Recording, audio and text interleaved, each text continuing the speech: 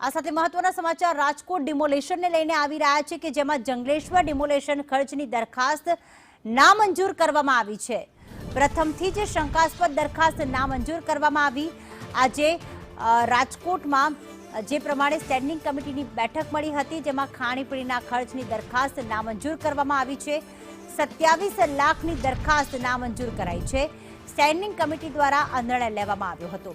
ગઈ વખતે આ જે ખાણીપીણીનો ખર્ચ છે તેના બિલ ઉપર જે ચર્ચા છે જે નિર્ણય છે તે પેન્ડિંગ રાખવામાં આવ્યો હતો। ત્યારે આજે સ્ટેન્ડિંગ કમિટીની બેઠક મળી જેમાં તેની દરખાસ્તને રદ કરવામાં આવી છે એટલે કે નામંજૂર કરવામાં આવી છે। સાથે સાથે એવી પણ શક્યતા હતી કે આજે રેટ કોન્ટ્રાક્ટ પણ નક્કી કરવામાં આવશે કે આખરે કેટલો રેટ રાખવો જોઈએ એની ચર્ચા પણ કરવામાં આવશે, પરંતુ પ્રથમથી જ શંકાસ્પદ દરખાસ્ત નામંજૂર કરવામાં આવી। મયુર સોની અમારી સાથે જોડાઈ ગયા છે। મયુર, ગઈ વખતે આ જે બિલ હતું તે પેન્ડિંગ રાખવામાં આવ્યું હતું। આજે શક્યતા એવી જ હતી કે કદાચ દરખાસ્ત નામંજૂર થઈ શકે છે અને એવું જ થયું છે। શું માત્ર 27 લાખનું બિલ જ જે દરખાસ્ત છે નામંજૂર કરવામાં આવ્યું છે કે બીજું પાણીનું બિલ છે કે વિડીયોગ્રાફીનું બિલ છે એના પર ચર્ચા થવાની હજી બાકી છે?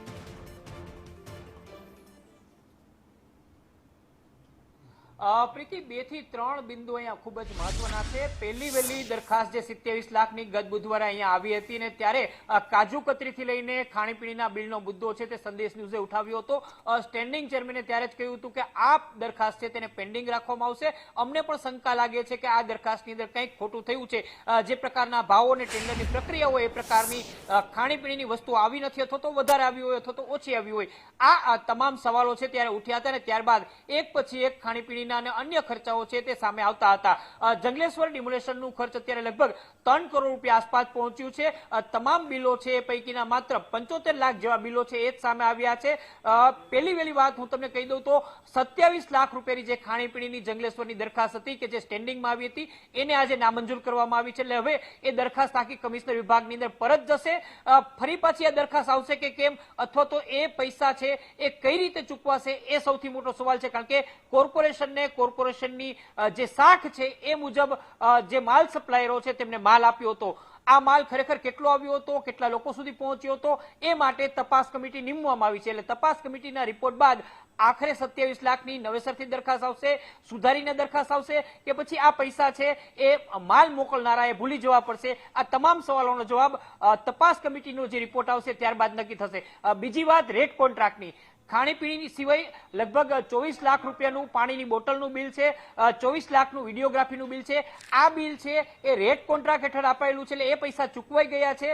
રાજકોટના મેયરે એમ કહ્યું કે કાયદાકીય પ્રક્રિયા મુજબ જે રેટ કોન્ટ્રાક્ટ હોય છે એ મુજબ અમારે પૈસા ચૂકવવા પડે છે, એટલે આ પૈસા પરત નહીં લઈ શકાય, પરંતુ જો એમાં વધારાના પૈસા ચૂકવાયા હશે તો પરત લેવા માટેની જોગવાઈ છે। પરંતુ પ્રથમ દ્રષ્ટિએ જે પાણીના અને વિડીયોગ્રાફીના બિલના પૈસા છે એ પરત નહીં લઈ શકાય।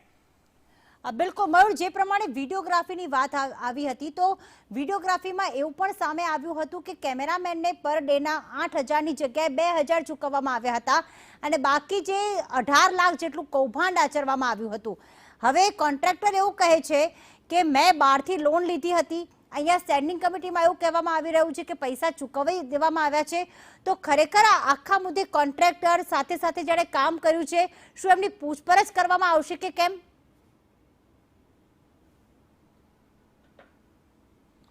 પ્રીતિ, રેટ કોન્ટ્રાક્ટ એટલે કે એક આખા વર્ષ માટે થતો કોર્પોરેશન અને વેન્ડર વચ્ચેનો કોન્ટ્રાક્ટ છે ને તેને કાયદાકીય સ્વરૂપ હંમેશા આપવામાં આવતું હોય છે। કોર્પોરેશન ટેન્ડર બહાર પાડતું હોય છે ને તેમાં L1 એટલે કે ઓછામાં ઓછા પૈસા ભરીને કોઈ વ્યક્તિ છે એ ટેન્ડર જીતતો હોય છે।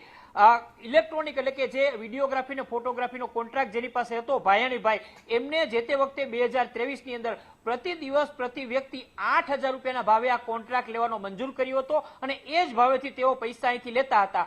વાત છે તેના પેટા વિડીયોગ્રાફરને 2,000 રૂપિયા દેવાની, તો એ અંગેની જોગવાઈ કોઈ કાયદાકીય આ રેટ કોન્ટ્રાક્ટની અંદર ના હતી કે જે ટેન્ડર મેળવનાર વ્યક્તિ છે એ પોતે કેટલા કમાશે અને પોતાના જે નાના વેન્ડર છે એને કેટલા ચૂકવશે। એક પ્રકારે સામાન્ય ભાષાની અંદર સમજીએ તો જેને ટેન્ડર જીત્યું છે એને સરકાર પાસેથી રદ થતો કોર્પોરેશન પાસેથી વધારે પૈસા લીધા છે। પ્રતિ કેમેરામેન 8,000 લીધા છે, પછી એ ઓછા ભાવે અન્ય કોઈને રાખે અથવા તો અન્ય કોઈને કામ આપી દે તો એ માટેની કોઈ કાયદાકીય જોગવાઈ આ ઠરાવની અંદર નથી। એટલે પ્રથમ દ્રષ્ટિએ એની પાસેથી કોઈ પૈસાની વસૂલાત અથવા તો તેની કોઈ પૂછપરછ નહીં થઈ શકે એ પ્રકારના સંકેત મેયરે આપ્યા છે. એટલે કે રેટ કોન્ટ્રાક્ટ હેઠળ આવેલી પાણીની બોટલ હોય, નાસ્તો હોય કે પછી વિડીયોગ્રાફી હોય, એ તમામે તમામ પૈસા ચૂકવાયા છે. એ પરત લેવાની કોઈ જોગવાઈ આ ટેન્ડરની અંદર નથી. પ્રીતિ, હું તમને એમ પણ જણાવી દઉં કે આ ટેન્ડર 2023ની અંદર થયેલું હતું. આ માટે બકાયદા સ્ટેન્ડિંગ કમિટી છે તેની અંદર ઠરાવ થયો હતો. આ માટેના ટેન્ડર બહાર પડ્યા હતા અને ત્યારબાદ આ ટેન્ડર આપવામાં આવ્યું હતું. એટલે જે મોટી રકમ છે તેનાથી તો હાથ ધોવો પડશે, પરંતુ 27 લાખ રૂપિયા છે તેને લઈને હવે કમિટીના રિપોર્ટ બાદ નિર્ણય લેવાશે. બિલકુલ, વધુ અપડેટ માટે મયુર આપના સંપર્કમાં રહીશું. હાલ તમામ વિગતો માટે આભાર.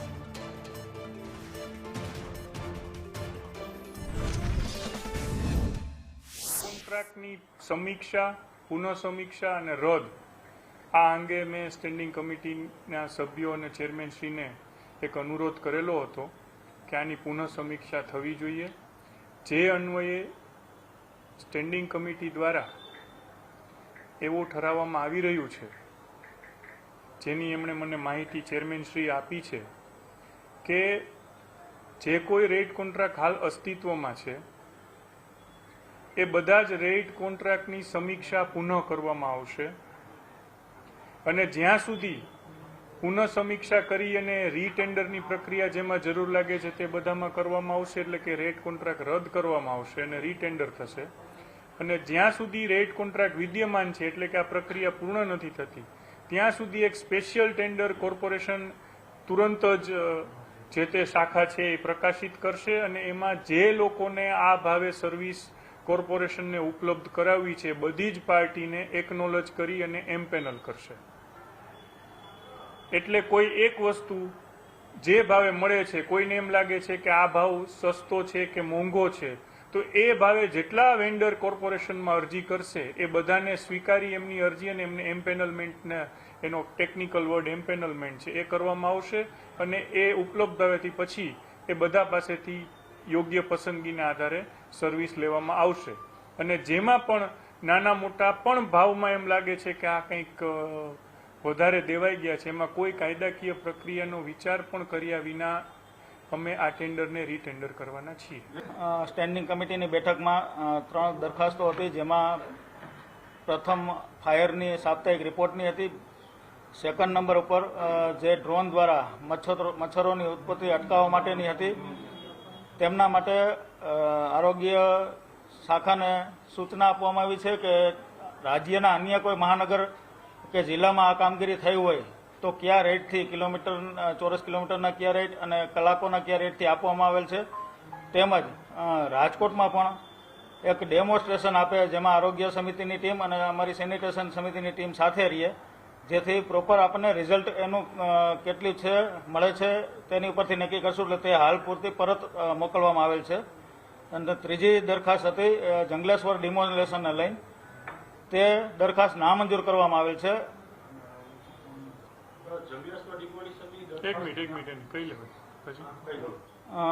ડિમોલેશનની દરખાસ્ત જે નામંજૂર કરવામાં આવેલ છે તેમનું કારણ છે કે જે તે વખતે ડિમોલેશન કર્યું ના ખર્ચ જે થયો તો તેના માટે નિયત પ્રક્રિયામાં ટેન્ડર પ્રક્રિયા નહોતી થઈ, તે માટે તે દરખાસ્ત નામંજૂર કરવામાં આવે છે.